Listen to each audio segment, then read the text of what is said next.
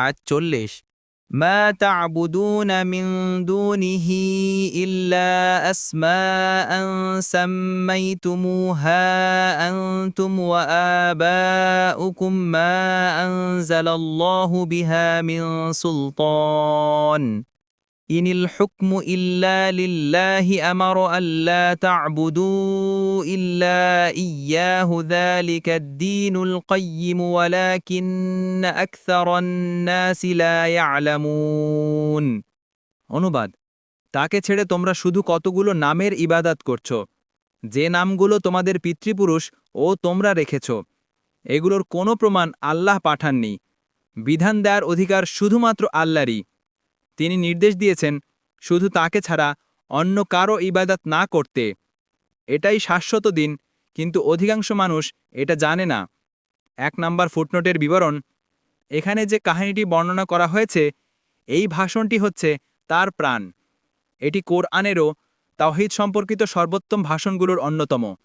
ইউসুফের নিজের একটি নবুয়াত মিশন ছিল এবং তার দাওয়াত ও তাবলিগের কাজ তিনি কারাগারেই শুরু করে দিয়েছিলেন। প্রথম তিনি লোকদের সামনে নিজের আসল পরিচয় প্রকাশ করেন।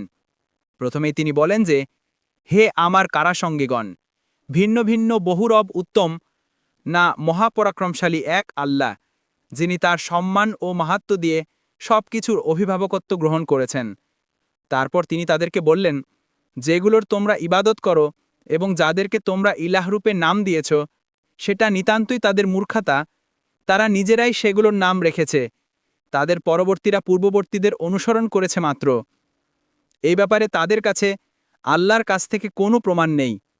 তারপর তিনি বললেন, রাজত্ব ও হুকুম সবই একমাত্র আল্লাহরই, আর তিনি তার বান্দাদের সবাইকে এই নির্দেশ দিচ্ছেন যে তিনি ব্যতীত আর কারো যেন ইবাদত না করা হয়। তারপর তিনি বললেন, এই যে বস্তুটির দিকে আমি তোমাদের আহ্বান জানাচ্ছি, আল্লাহর জন্য তাওহীদ, একমাত্র তারই সন্তুষ্টির জন্য নিষ্ঠা সহকারে আমল করা, সেটাই তো সরল সোজা প্রকৃত দিন, যা গ্রহণ করার নির্দেশ আল্লাহ দিয়েছেন, যার জন্য তিনি দলিল প্রমাণাদি নাজিল করেছেন। কিন্তু অধিকাংশ মানুষ জানে না বলেই শিরকে লিপ্ত হয়। ইবনে কাসির, ইবনে জারির বলেন, তিনি যখন দেখলেন যে তারা তাকে সম্মান ও মর্যাদা দিয়ে প্রশ্ন করছে, তখন এটাকেই তাদেরকে তাওহীদ ও ইসলামের দিকে দাওয়াতের মাধ্যম হিসেবে গ্রহণ করলেন।